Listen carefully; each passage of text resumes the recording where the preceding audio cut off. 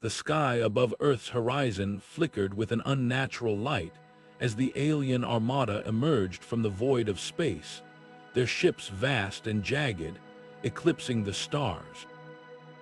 A voice, cold and mechanical, echoed across every communication channel in every language: surrender or face annihilation. Below, cities erupted into chaos, sirens blared, panic surged through the streets, and the once clear skies were now shadowed by the dread of what was to come. Leaders scrambled, their faces pale, their voices trembling as they tried to grasp the enormity of the threat. This was not a time for debate or hesitation. Humanity, fractured and unprepared, had only one choice: to unite or to perish. The countdown to war had begun, and with it, the fight for survival of an entire species. As the armada loomed closer, the world held its breath, knowing that the first battle would determine the fate of all. As the alien armada loomed closer, the fractured nations of Earth had no choice but to put aside their differences and act. In a historic gathering that would be remembered as humanity's first true act of unity, the United Earth Defense Council was formed. At its helm stood General Marcus Hale, a seasoned military leader whose voice carried the weight of authority and resolve. Addressing the council and the world, he delivered a speech that echoed across continents. "This is not just our fight," he declared, his voice steady but charged with urgency. "It's the fight for our species' survival. If we fail, humanity ends here. But if we stand together, if we fight with everything we have, we can face this threat and protect our future." His words ignited a spark of hope in a world gripped by fear. The council moved swiftly, pooling resources from every corner of the globe.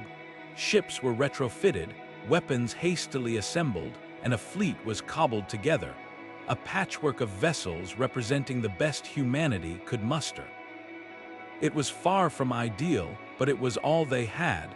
The fleet launched into the void, its mission clear: intercept the alien horde before they reached Earth.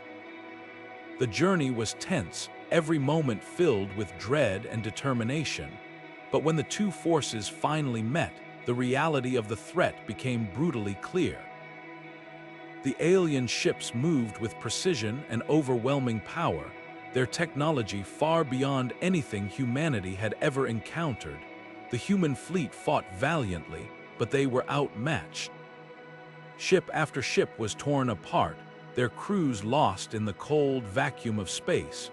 What was meant to be a defiant stand became a devastating defeat, the remnants of the fleet retreating in disarray. Back on Earth, the news of the disaster sent shockwaves through the council. Leaders who had once been filled with bravado now sat in stunned silence, their faces pale, their hands trembling. The alien horde was not just a threat, it was an unstoppable force, and humanity's best efforts had been crushed in moments. Desperation set in as the reality of their situation sank deeper. If brute force and unity were not enough, what else could they do? General Hale knew they could not afford to falter. "We underestimated them," he said, his voice heavy but resolute. "But we're not done yet. We learn, we adapt, and we find another way. This is not the end of humanity, not yet." Behind the scenes, plans began to take shape, new strategies forged out of necessity. The fight was far from over, and the stakes had never been higher. Earth's leaders, shaken but not broken, prepared to face the alien horde once more, this time with a desperate resolve to survive at all costs. As the dust settled from the devastating defeat, a new glimmer of hope emerged from the shadows of despair. Dr. Elena Voss, a brilliant and unyielding scientist, dedicated herself to understanding the alien technology that had so effortlessly decimated humanity's fleet. Working tirelessly in her lab, she analyzed every piece of data, every fragment of wreckage, searching for a clue that could turn the tide. Her breakthrough came in the quiet hours of the night, a discovery that would change everything. The alien ships, while formidable, had a critical weakness in their shielding, a vulnerability to a specific frequency of energy. It was a faint crack in their otherwise impenetrable armor, a flaw that could be exploited if humanity acted swiftly. The news of Dr. Voss's discovery spread like wildfire through the United Earth Defense Council. General Marcus Hale, though weary from the weight of responsibility, saw the potential in her findings. "This is our chance," he said, his voice tinged with cautious optimism. "If we can hit them where they're weak, we might just stand a chance." But time was not on their side. The alien horde, undeterred by humanity's initial resistance, had begun their relentless march toward Earth's atmosphere. Every passing moment brought them closer, their shadow looming larger over the planet. With urgency driving every decision, a daring plan was hatched. Earth's remaining fleet, battered but not broken, would be retrofitted with experimental weapons designed to emit the precise frequency that could disrupt the aliens' shielding. It was a risky endeavor, one that had never been tested on such a scale. Engineers and scientists worked around the clock, their hands guided by desperation and determination. The ships, once symbols of humanity's unity, were transformed into vessels of last hope, their hulls bristling with untested technology. Dr. Voss, now a pivotal figure in the war effort, oversaw the final stages of the retrofit. Her calm demeanor masked the storm of emotions within a mix of fear, hope, and the crushing weight of responsibility. "This has to work," she murmured to herself, her eyes scanning the schematics. "There's no other option." As the alien horde descended, their massive ships casting ominous shadows over Earth's surface, the retrofitted fleet prepared to make its stand. The tension was palpable, every heartbeat echoing the stakes of the coming battle. General Hale addressed the fleet one last time, his voice steady but filled with the gravity of the moment. "This is it," he said. "We've fought before and we've lost, but this time we have a chance, a real chance, to turn the tide, fight not just for yourselves, but for everyone who calls this planet home." For humanity's future, the ships surged forward, their engines roaring with defiance. The aliens, confident in their superiority, moved to meet them. But this time, humanity was prepared. This time, they had a weapon that could strike at the heart of their enemy. As the first blasts of energy lit up the void, the battle for Earth's survival entered its most critical phase. The fate of humanity hung in the balance, and every second counted. Amid the chaos of the ongoing battle, a surprising twist emerged that would alter the course of the war. During a fierce skirmish on the outskirts of Earth's defense line, a rogue alien defector was captured, a creature unlike any humanity had encountered before. This alien, once a loyal soldier of the Horde, had turned against its own kind, driven by reasons unknown. At first, there was skepticism. Could this defector be trusted, or was it a trap designed to lead humanity astray? General Hale and Dr. Voss, recognizing the potential value of this unexpected ally, made the bold decision to forge an uneasy alliance with the defector. It was a risky move, one that required both trust and caution. "We have no other choice," General Hale said, his expression grim. "This could be the key to ending this war before it's too late." Dr. Voss, though wary, agreed. "If it can provide us with information, we have to take the chance," she added. The defector, communicating through a hastily constructed translation device, revealed the chilling truth behind the alien horde's invasion. Their objective was not merely conquest, it was eradication. Earth's resources were to be stripped bare, and its population exterminated to make way for the horde's expansion. The revelation sent shockwaves through the United Earth Defense Council, but it also provided a critical piece of the puzzle. The defector's knowledge extended beyond the horde's intentions. It knew the location of their mothership, the central command vessel coordinating the entire invasion. With this new intelligence, General Hale and Dr. Voss began to formulate a desperate plan.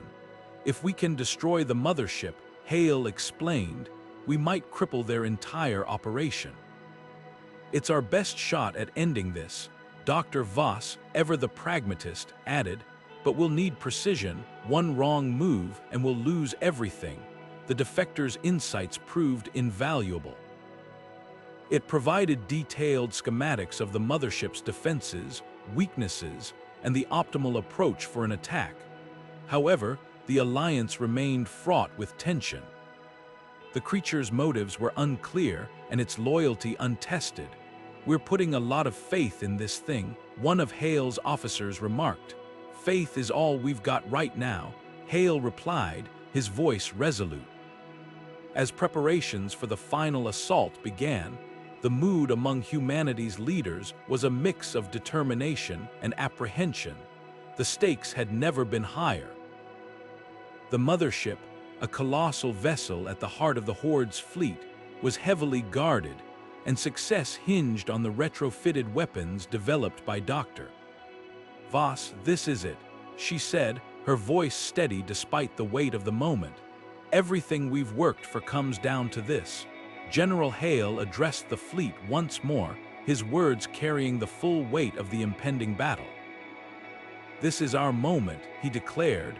We have the knowledge, the weapons, and the will to strike at the heart of our enemy. This fight isn't just for us. It's for every living being on this planet. For our future, for humanity, the fleet moved into position, guided by the defectors' intelligence. The mothership loomed in the distance, a monstrous symbol of the alien horde's might. As the ships closed in, the tension was almost unbearable. Every second felt like an eternity, every decision a matter of life or death, and then, with a silent signal, the assault began. Energy weapons fired, targeting the mothership's vulnerable points. The aliens, caught off guard by the precision of the attack, scrambled to defend their command center. The battle was fierce, a chaotic whirlwind of light and destruction. As the fight raged on, humanity's fate hung in the balance. The defectors' information had brought them this far, but victory was far from assured. The final, desperate assault was underway, and the outcome would determine the survival of the human race. As the battle reached its peak, Dr. Elena Voss stood at the control panel, her fingers hovering over the activation switch for the experimental weapon. The mothership's defenses were faltering under the relentless assault, but it wasn't enough. They needed to strike the decisive blow. Now or never, she muttered, her voice barely audible over the cacophony of alarms and explosions. With a deep breath, she plunged the switch forward, unleashing the weapon's full power. A brilliant surge of energy erupted, targeting the mothership's core. For a moment, time seemed to stand still as the beam connected, piercing through the alien vessels, shielding and igniting a chain reaction deep within. The mothership shuddered violently, its massive structure beginning to fracture. Bright flashes of light erupted from its surface as critical systems failed. The alien horde, once unstoppable, now found themselves in disarray. Their coordinated assault dissolved into chaos as the command center collapsed. One by one, the alien ships began to retreat, their formations breaking apart as they fled the battle. On Earth, the skies cleared as the last of the invaders vanished into the void. Cheers erupted across the globe, a collective sigh of relief from a humanity that had stared extinction in the face. Yet amidst the celebration, a somber reality lingered. The cost of victory had been staggering. Cities lay in ruins, countless lives had been lost, and the scars of war would take generations to heal. General Marcus Hale addressed the survivors, his voice heavy with the weight of what they had endured. Today, we have won a battle for our survival, for our future. But let us not forget the price we have paid.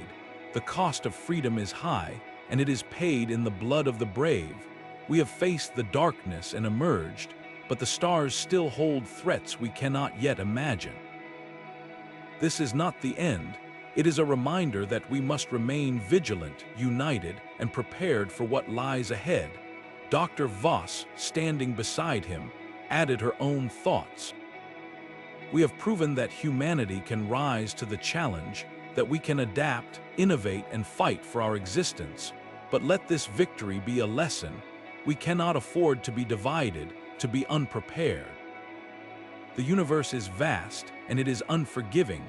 Our survival depends on our ability to face it together. The alien defector, who had played a pivotal role in the final assault, watched silently from the shadows. Its motives remained a mystery, but its actions had undeniably shifted the tide of the war. Whether out of self-preservation or a genuine change of heart, it had given humanity a chance to live another day. As the fleet returned to Earth, the scars of battle were evident on every ship, every face.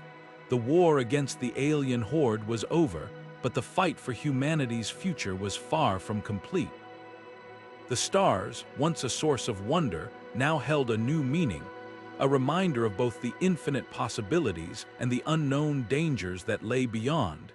If you've been gripped by this epic tale of survival and sacrifice, don't forget to subscribe to the channel for more thrilling sci-fi adventures.